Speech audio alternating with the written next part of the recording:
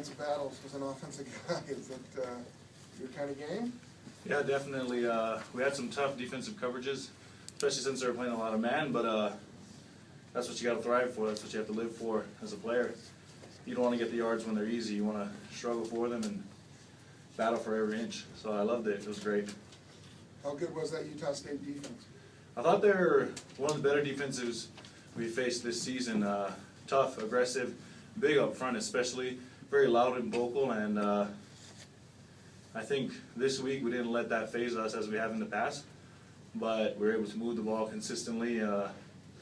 We weren't able to score many points, but our offense was flowing and moving the ball a lot better than we have in the past couple of weeks.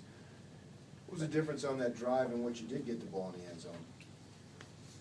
I'm not actually quite sure, but I think we had a lot of opportunities to get the ball in the end zone. We just need to work on executing, finishing drives, just going to the end and getting third down conversions. I think that's a major factor that contributed to our touchdown. What was the attitude like going into that final drive? Were you guys expecting to score with 28 seconds left? We were going for the end zone, but mostly trying to run down the clock, trying to get first downs, and Jamal, he did a great job getting upfield, moving the ball, and that's definitely what we needed at that time. I had a lot of respect going into the game for the Aggies. Was that increased after tonight's game? Yeah, definitely. From my point of view, I thought it would be a tough game, and it was a tough game. For me personally, in the battles that I had to do in running routes and catching balls, and there's definitely a lot of respect for number 55. I don't exactly know his name, but he was a tough player, and it was really rough for me, but got through it.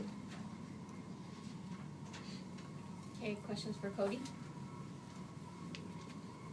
Cody, you had some crucial catches at the end of the second quarter to set BYU up for the one touchdown. What was going through your mind during that time, and can you talk about that play? We knew that our defense was going to come up big, and we'd have less than a minute to score, and we work on that. We work on that kind of situation every day in practice. And so Taysom had faith in me, and we were able to make some big plays and score a touchdown. Do you think the fact that you guys did a hurry-up offense affected their defense at all? I think it really did. I feel like they didn't expect us to come out and just go to hurry up and try to score. I think they thought we were going to come out and just take a knee and go into halftime. But I feel like it really caught them off guard, and it came out big for us. You said Taysom has faith in you. What about the skill players and your faith in Taysom and his development?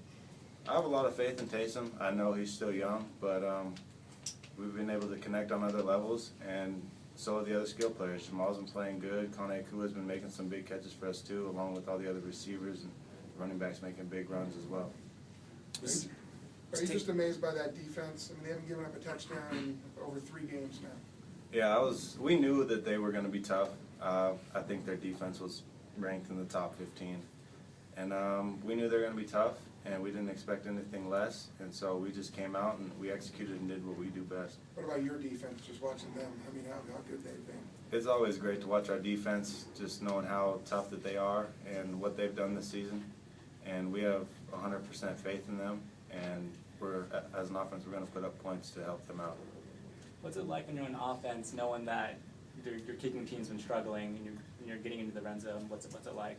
It just puts more pressure on the offense as a whole, because we know that we need to score, but at the same time, we can't lose faith in our kickers, and if we need them, then they'll score for us.